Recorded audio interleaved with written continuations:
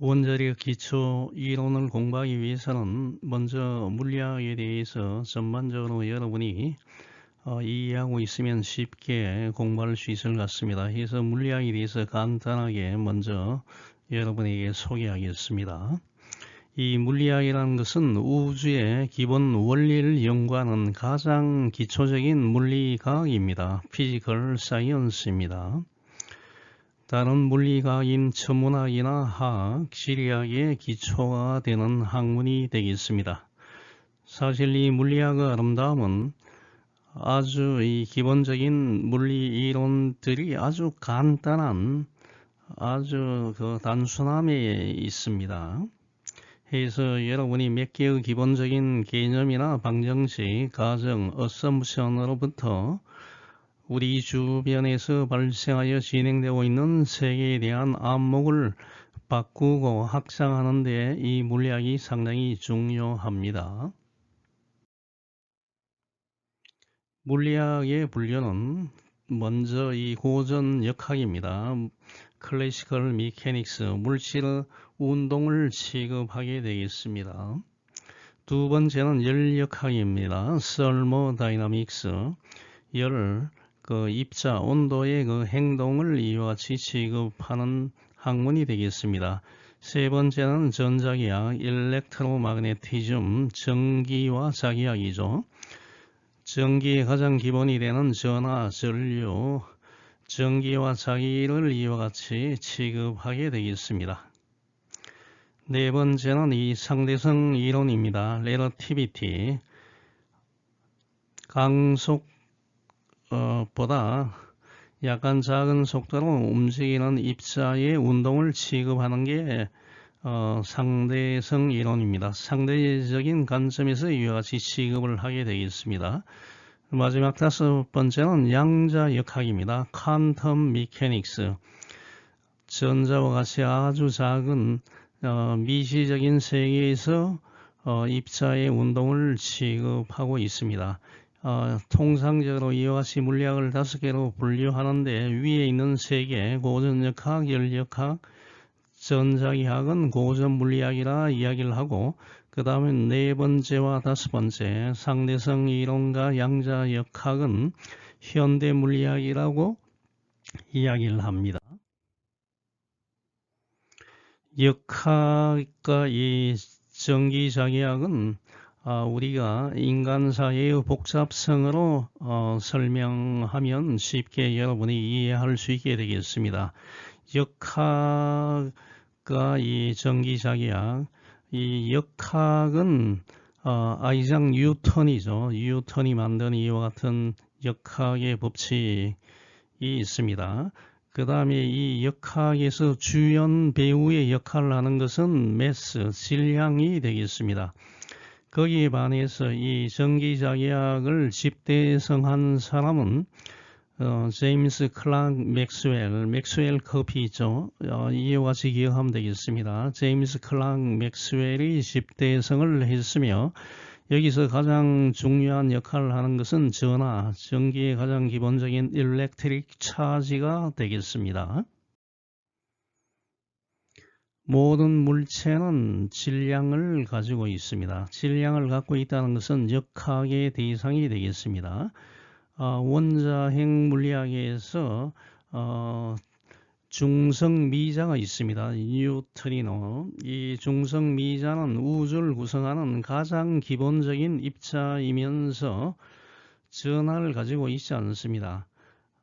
질량, 아주 작은 이와 같은 질량을 가지고 있고 스핀이 2분의 1인 이와 같은 입자가 되겠습니다. 초창기에는 이와 같은 중성미자가 질량이 없다고 이야기를 했는데 이와 같은 실험을 통해서 중성미자가 질량을 갖고 있음을 중성미자의 진동을 발견해서 노벨 물리학상을 일본 카미오카 관측소에서 이와 같이 노벨 물리학상을 이와 같이 수상을 했습니다. 이 중성미자는 매초 한 1조 개, 엄청나게 많죠. 이 중성미자가 이와 같이 우주에서 나오는데 물질과 반응을 거의 하지 않습니다. 해서 1956년도에 최초로 발견이 되었습니다. 이 우주에서 나온 이 중성미자는 이 지구 지각을 뚫고 들어와서 이 지하에 있는 물과 반응해서 나오는 체렌코프 방사능을 감지해서 이와 같이 중성미자의 진동을 발견해서 우리가 중성미자가 질량을 갖고 있다는 것을 우리가 감지를 하게 되겠습니다. 해서 이와 같은 중성미자 외의 입자가 이와 같이 지하에까지 들어오는 경우가 힘들기 때문에 이 지하의 물과 이 반응에서 나오는 체렌코프 방사능을 우리가 측정해 하게 되겠습니다. 이 전자기학의 이 기본 물리량은 이 전하죠. 가장 기본적인 일렉트릭 차지가 되겠습니다. 이 전하를 설명하기 전에 기본적인 입자에는 두 종류가 있습니다. 질량만 있고 전하가 없는 입자, 중성자, 중성미자가 되겠습니다. 중성미자는 질량이 아주 작습니다. 그 다음에 기본 입자에는 질량과 전하를 가지고 있는 입자, 전자와 양성자가 되겠죠. 이와 같은 전자기학의 기본 양인 이 전하인 경우에는 두 가지 전하가 있죠. 플러스 극성을 갖고 있는 양전하와 마이너스 극성을 갖고 있는 전하, 전자, 일렉트론으로 이와 같이 구성이 되어 있습니다.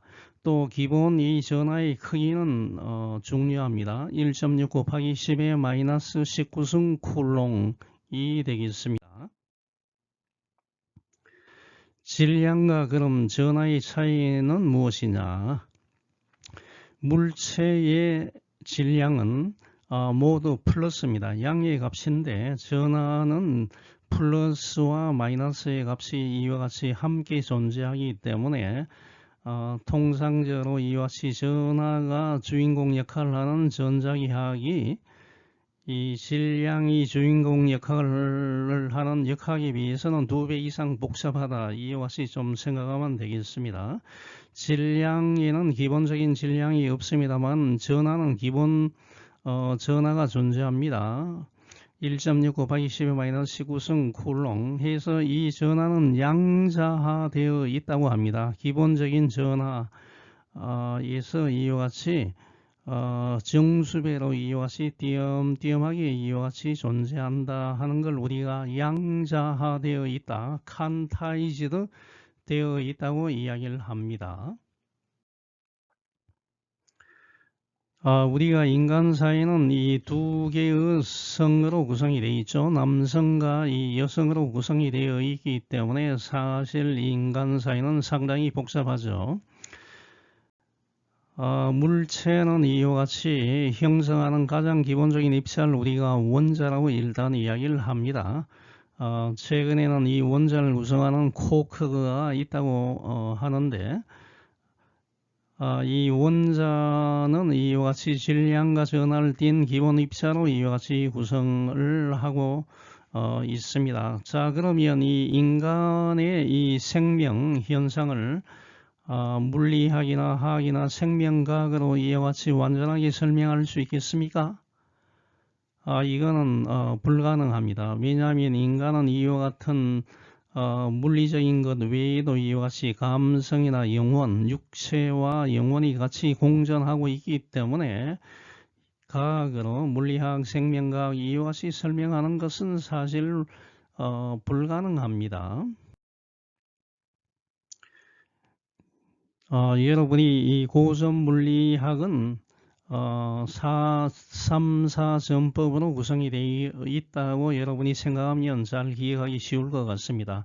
여러분이 좋아하는 축구 시합에도 보면 뭐 433전법이니 뭐 여러 가지 전법이 있죠. 그래서 고전 물리학도 이와 같이 434전법이다. 즉, 네 가지 법칙, 역학에 대한 네 가지 법칙과 그 다음에 열역학에 대한 세 가지 법칙, 전기자기학에 대한 네 가지 법칙인데 이것을 434 전법이라 생각하면 되겠습니다.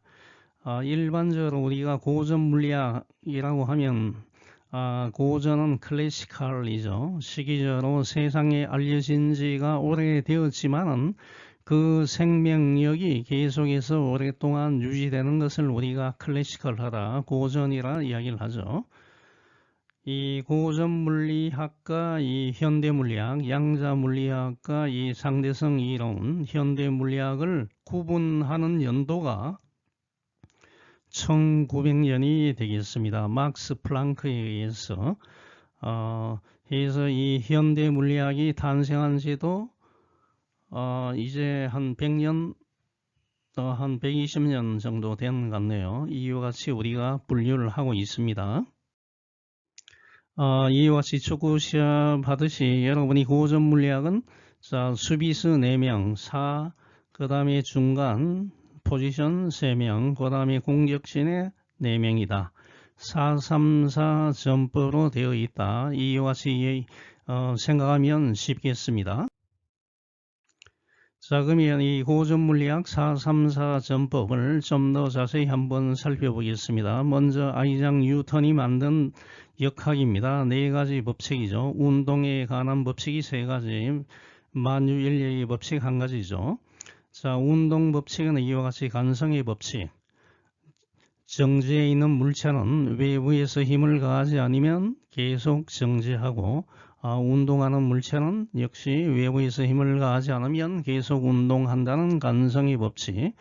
그 다음에 가속도의 법칙. F = ma라 알려져 있죠. 가속도와 이 힘은 비례 관계에 있다. F = ma. 그 다음에 작용과 반작용의 법칙. 여러분이 사격을 하면 총알이 나가면 작용, 총알이 나가면서 어떻게 됩니까? 어깨에 이와 같이 반작용이 오죠. 작용과 반작용의 법칙, 이 운동의 법칙, 그 다음에 이제 만유인력의 법칙입니다. 질량을 갖고 있는 이와 같은 물체는 두 물체 사이의 거리의 제곱에 반비례한다는 거죠. 거리의 제곱에 반비례한다는 것이 만유인력의 법칙입니다. 이것이 고전 물리학 4344 역학에 관한 4가지 법칙이 되겠습니다. 두 번째는 434의 3은 열역학 3가지 법칙입니다. 이 열역학은 0법칙부터 시작합니다. 0법칙, 1법칙, 2법칙.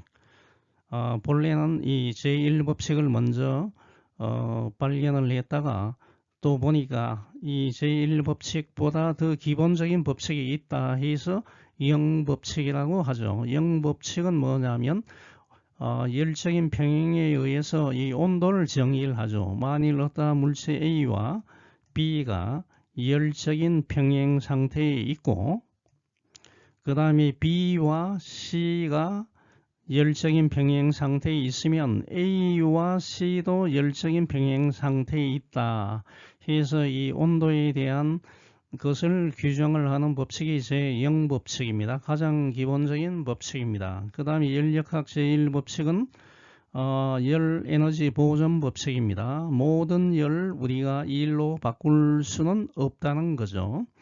그 다음에 열역학 제2법칙은 엔트로피 증가의 법칙입니다. 엔트로피는 무질서의 척도죠. 무질서. 시간이 점점 지나면 어떻게 됩니까? 질서가 점점 파괴가 되죠. 여러분이 수업 시간에 초반에는 강의를 열심히 잘 듣는데 시간이 뭐 20분, 30분 넘어가면 몸이 뒤틀리고 잘 집중이 안 되죠. 무질서가 증가하죠. 엔트로피 증가할 때 여러분은 열역학 제2법칙이 지금 적용되고 있다. 이와 같이 이야기하면 되겠습니다. 마지막 434에서 4. 자, 이것은 전자기학입니다. 전자기학에는 4가지 법칙이 있다는 이야기입니다. 정기장, 전기에 대한 가우스의 법칙입니다. 정지하고 있는 전하는 시간적으로 일정한 전기장, 전기를 만든다는 이야기입니다. 전하는 전기를 만든다는 게 전기장에 대한 가우스의 법칙, 수식으로 표시하면 이와 같이 쓸 수 있습니다. 이것을 여러분이 델 델타 할 때 델, 그 다음 이건 점이죠. 점은 닷, 델 닷 D는 로다. 뭐 이와 같이 읽어주면 되겠습니다. 그 다음에는 자기장에 대한 가우스의 법칙입니다. 시간적으로 변하지 않는 자기장을 만드는 자하, 단독적인 자하는 존재하지 않는다는 이야기입니다. 이것은 무슨 말이냐면 이와 같은 막대 자석이 있죠. 여기서 N극과 S극으로 구성되는 막대 자석을 여러분이 자르면 어떻게 됩니까? 각각 N극과 S극이 단독으로 이와 같이 존재하지 않는다는 겁니다. 항상 어떻게 돼요? 여기 N극이면 여기는 S극, 여기 S극이면 여기 N극. 이와 같이 단독으로 존재하지 않는다는 것입니다. 이것을 우리가 델다 B는 0이다. 이와 같이 표시를 하게 되겠습니다. 세 번째는 패러데이 전자기 유도 법칙입니다. 이것은 자기장이 시간적으로 변하면 전기장을 만든다는 겁니다. 즉 자기가 전기장을 만든다는 이야기입니다. 여기서 보면 컬이라고 합니다. 이걸 컬, CURL, 컬이는 마이너스 라운드 T의 라운드 B다. 시간에 따라 변하는 자속 밀도, 자기가 공간상의 이와 같이 전개 2를 만든다는 게 패러데이의 전자기 유도 법칙입니다. 이거의 반대는 뭐냐면 맥스웰 암페어 법칙입니다. 암페어가 프랑스 사람이기 때문에 앙페르 하는데 영어식 발음은 암페어죠. 맥스웰 암페어 법칙은 반대입니다. 전류와 이 전기장이 시간적으로 변하면 자기를 만든다는 겁니다. 전기가 자기를 만든다. 그래서 이것은 이와 같이 표시를 합니다. 컬 H는 J 더하기 라운드 T의 라운드 D다. 전도 전류와 시간에 따라 변하는 이 변위 전류는 공간의 자기를 만든다는 이야기입니다. 전기가 자기를 만든다. 사실 이 전기 자기학은 좀 어렵습니다. 수식이 많기 때문에. 그래서 여러분이 하여튼 고전 물리학은 434 전법이다 하는 걸 기억하면 되겠습니다. 이 네 가지를 우리가 일반적으로 맥스웰 방정식이라 이야기를 합니다. 자, 이와 같이 역학 4가지 법칙, 열역학 3가지 법칙, 전기자기학 4가지 법칙, 434 해서 이것을 우리가 고전 물리학의 434 전법이다. 총 11개의 법칙으로 구성되어 있다.